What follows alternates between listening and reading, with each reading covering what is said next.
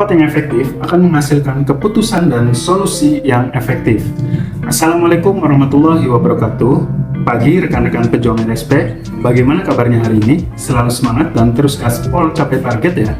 Sesi materi kali ini saya ingin lanjut sharing dari salah satu bab di buku yang minggu lalu saya beli, yaitu tentang communication book, bab tentang prinsip-prinsip rapat yang efektif.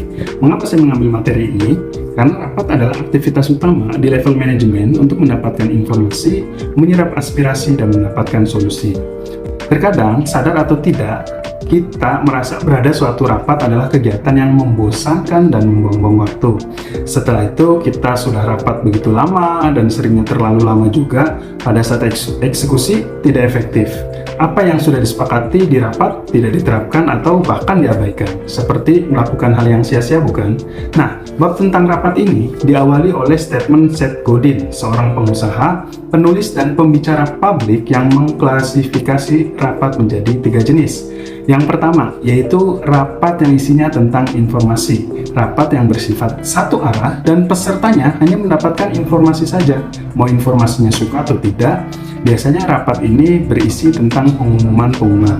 Yang kedua, rapat yang berisi tentang diskusi, yaitu rapat yang bertujuan untuk mendapatkan pengarahan, masukan, atau tanggapan terhadap isu-isu tertentu.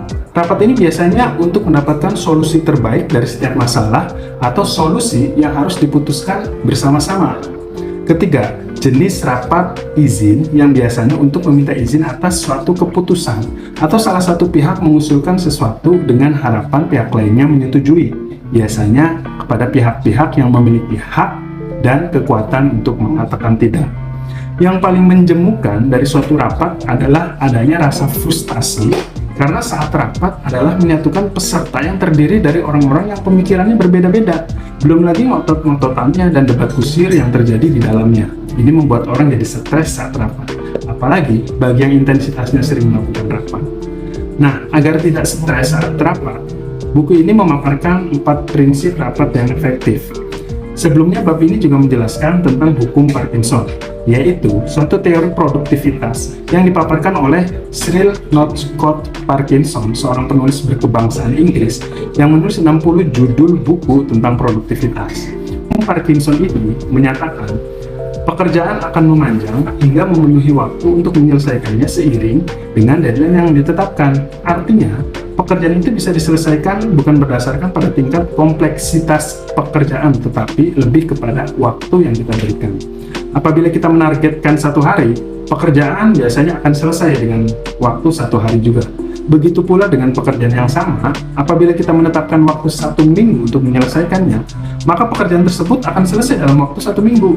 Begitupun apabila kita menetapkan pekerjaan selesai dalam waktu 1 bulan, ya selesainya juga 1 bulan. Hukum ini ada relevansinya dengan rapat yang efektif. Kita harus menetapkan atau membatasi waktu rapat adalah hal yang paling tepat. Dalam prinsip rapat efektif, peraturan 15 menit adalah prinsip yang pertama. Artinya, agar kita bijaksana dalam menggunakan waktu saat rapat, batasi waktu rapat kita maksimal hanya 15 menit. Dalam buku ini dijelaskan, rata-rata orang yang fokus memperhatikan antara sekitar 10 hingga 18 menit. Selebihnya fokus akan menjadi hilang. Nah, idealnya saat rapat diterapkan, harus ditetapkan waktunya menggunakan timer. Dan apabila timernya sudah bunyi, ya semua peserta rapat berkomitmen untuk berhenti terhadap waktu yang sudah ditetapkan tersebut. Prinsip yang kedua, dalam rapat itu kita menetapkan aturan tentang bertanya. Ada 3 jenis pertanyaan yang hanya boleh dan bisa diajukan dalam satu rapat. Yang pertama, yaitu pertanyaan tentang melengkapi. Pertanyaan yang akan melengkapi atau memperjelas informasi yang sudah disampaikan sebelumnya. Yang kedua, pertanyaan yang mendukung untuk memastikan bahwa peserta rapat memahami maksud dan topik yang sedang dibicarakan.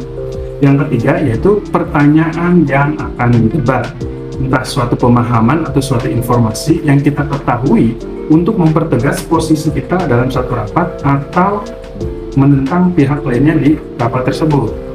Nah, prinsip ketiga yaitu tentang aturan berdiri.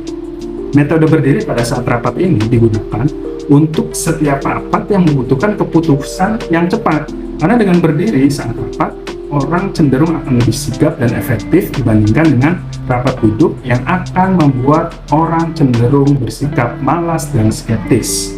Ini prinsip keempat yang penting. Namun jadi catatan kita semua adalah tidak menggunakan handphone saat rapat. Meskipun hanya untuk membuat catatan rapat, ia harus dicatat secara tertulis dengan tangan. Ini akan meningkatkan level konsentrasi dan fokus para anggota rapat. Prinsip-prinsip tersebut menekankan bagaimana rapat yang efektif dan dapat menghasilkan output-output yang produktif. Terima kasih sudah menonton dan semoga kita semua bisa menerapkan prinsip-prinsip rapat yang efektif. Selamat belajar dan selamat mempraktikkan. Terima kasih. Wassalamualaikum warahmatullahi wabarakatuh.